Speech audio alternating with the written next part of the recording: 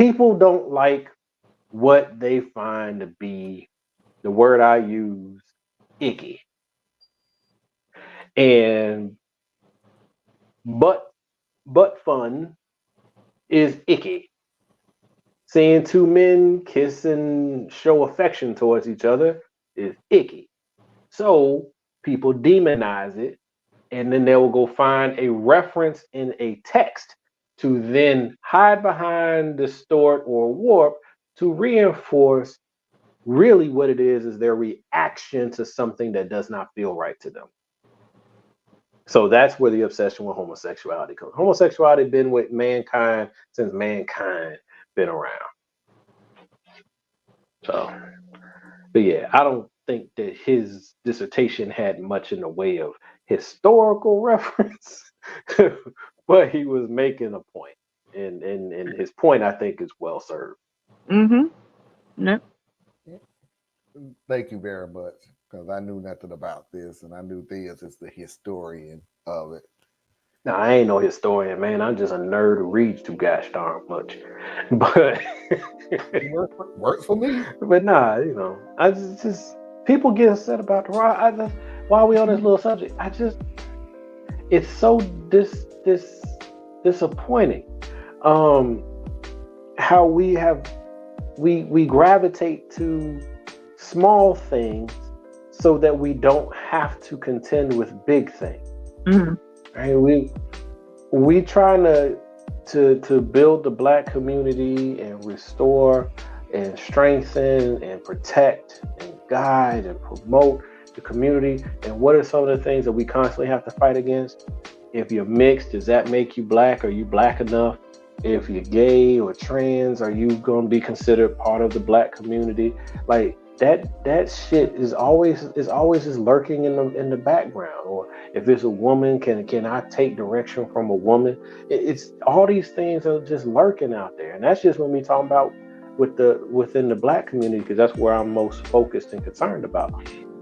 We doing it with other things too. Yeah. Instead of worrying about how we take care of getting people medical care and making sure that women have the full autonomy and the same level of rights, whether they choose to exercise them or not is irrelevant.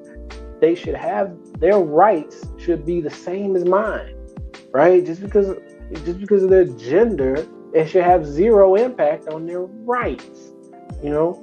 But what do we end up doing? Instead of actually fighting about their autonomy and their rights, we start fighting about religion, we start fighting about trans, we start fighting about any old random shit. You worried about transgender people when really you're not upset with transgender, you're upset with transsexual. But you don't understand where you mad at. And you don't even got no damn reason to be mad at them. Because they ain't got shit to do with you. Like, you using, I think, I don't know, making this number up. But across the country, transgender or transsexual youth, I know there's two different things, but for most people, it see it the same thing. Yeah. Transgender and transsexual people, right? Post-op, pre-op, whatever you want to say. Mm-hmm. And you sit there and say that they're ruining women's sports and they're ruining children's sports. And I'm like, you couldn't find five if you had to. Mm-hmm. There's only maybe 1,200 of them across the whole fucking country. How are you upset about such a small group? They, they can't hurt you. And they don't want to.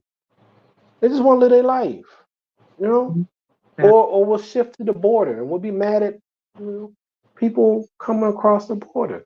But when you look at why they coming, you know that they were in danger, they're Mhm. hungry, they're just seeking opportunity.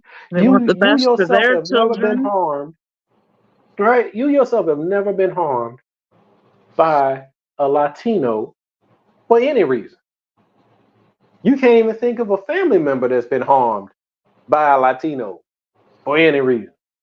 And then you go deeper, you sure enough ain't gonna be able to find one, except for the ones who, whatever, who can, and those weird exceptions that are illegal and cause you a problem. So it's like you're just mad because you want to be mad. And then what upsets me the most is when minorities or other vulnerable groups do it to each other. Yeah.